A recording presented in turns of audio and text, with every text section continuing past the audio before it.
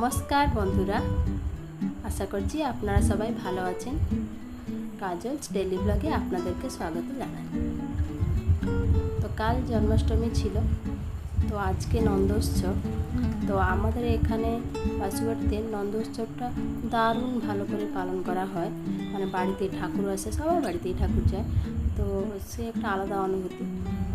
আমার তো মানে এই দিনটি এত ভালো লাগে কি বলবো, মানে আমি আর কোথাও যাই না, আমার বাপের বাড়িতেই সব নেই, তো যার জন্য আমার এখানে থাকতে খুব ভালো লাগে। তো দেখুন সবাই বাড়ির লোক সবাই আনন্দ করছে, সবাই এখানে ওখানে সব জায়গাতে দেখবে না, অনেক অনেক সবাই দাঁড়িয়ে আছে কখন ঠাকুর আসবে, কখন ঠাকুর আসবে। দেখুন আজকে আমাদের ঠাকুরের আসার দেখুন সব।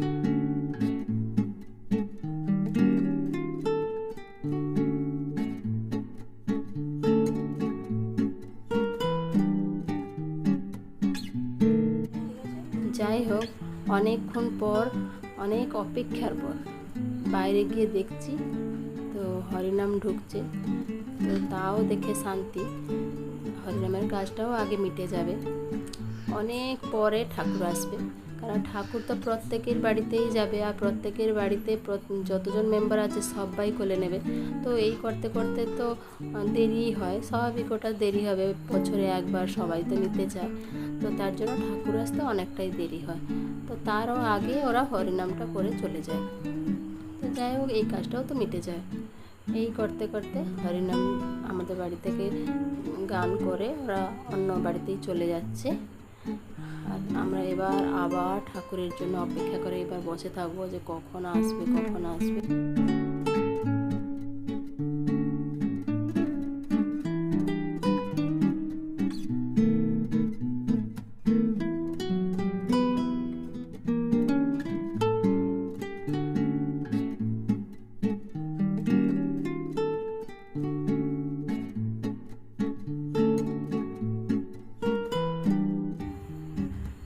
অনেক অপেক্ষার পর ঠাকুর এবার আমাদের বাড়িতে, ওর বাবা কোলে করে নিয়ে আসছে।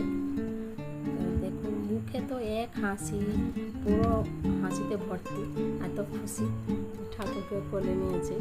এবার থাকে না না প্রত্যেক বছর, ওর তো দেখাই হয় না, তবে এবছর ছিল, আমি বলেছিলাম যে থাকতে। তো আমি মানে এবছর আর কি আমাদের একটা মানসিক ছিল। তো আমাদের পাশের বাড়ি একটা কাকিমা, ও বলেছিল তোর যদি ছেলে হয় তাহলে তুই ঠাকুরকে পায়ের মল দিবি। তো আমার মধ্যে সেরকম কিছু নয় যে ছেলে হোক মেয়ে হোক, কোনো পার্থক্যই ছিল না। তো তার যেহেতু সে বলেছিল, তো তার জন্য আমি মল নিয়ে এসেছিলাম। তো আজকে ওই মলটা দেবো বলে আর কি এত আয়োজন করা হয়েছে। নাহলে তো এমনি ঠাকুর এলে একটু জল মিষ্টি দিয়ে দেওয়া হয়, হয়ে যায়, কিন্তু যেহেতু আমাদের একটা মানসিক ছিল বলে তাই আজকে একটু ধূপ ধুনো দিয়ে পুরো সুন্দর করে আমরা একটু আয়োজন করেছিলাম, ছোট্ট করে। দেখুন আমার কোলে গোপাল, আমার পাশেও আমার গোপাল, তো দুটো গোপালকে নিয়েই আমি বসে আছি। আমার মেয়েও বসে পড়লো, মানে আমার পুরো ভরাভর্তি সংসার আমি নিয়ে বসে আছি।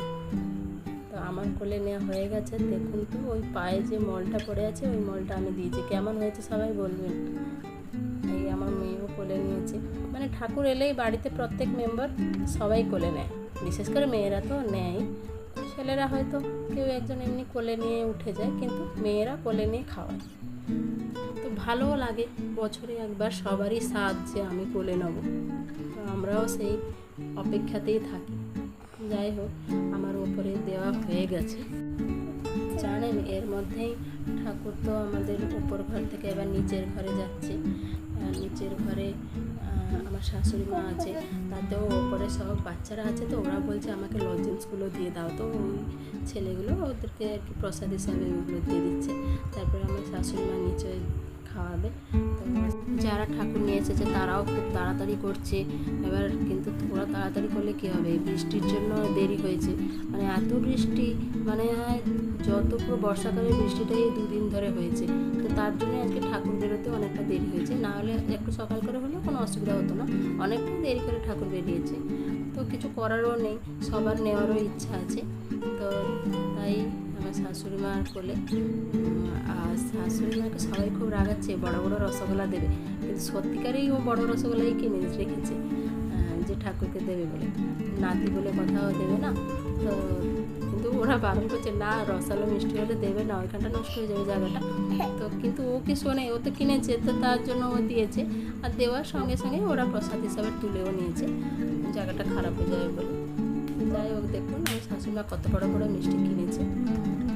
তো এইরকমভাবেই আমাদের পুজোটা সেলিব্রেশন করা হয়। আপনাদের ওখানে যদি এরকম হয় আমাকে অবশ্যই কমেন্টের মাধ্যমে জানাবেন। তো তার মধ্যে আবার দুঃখের খবর, আমার ছেলের খুব জ্বর এসে গেছে হঠাৎ। ঠাকুর আসার আগে আমরা বুঝতে পারিনি যে ঠাকুর আমার বাড়ি থেকে গেছে। তো কি বলবেন, আমার ছেলের এত জ্বর, তারপরের যে ঠাকুর এসেছে আমি আর ভিডিও করতে পারিনি। আমার ছেলের প্রচণ্ড জ্বর। তো এই জ্বরের মধ্যে আর মন মেজাজ ভালো নেই, কী হলো হঠাৎ কেন জ্বর, কোনো সর্দি নেই, কিচ্ছু নেই, অথচ ওর জ্বর এসে গেছে। তো যাই হোক, আমাদের এই রকম করেই জন্মাষ্টমীটা সেলিব্রেশন হয়। তো আজকের ভিডিওটি এই পর্যন্তই। আপনাদেরকে কেমন লাগলো সবাই কমেন্টের মাধ্যমে জানাবেন। আপনারা ভালো থাকবেন, সুস্থ থাকবেন আর সাবধানে থাকবেন। ভিডিওটি ভালো লাগে থাকলে একটা লাইক করে দেবেন। আবার দেখা হচ্ছে পরের একটা নতুন ব্লগেতে।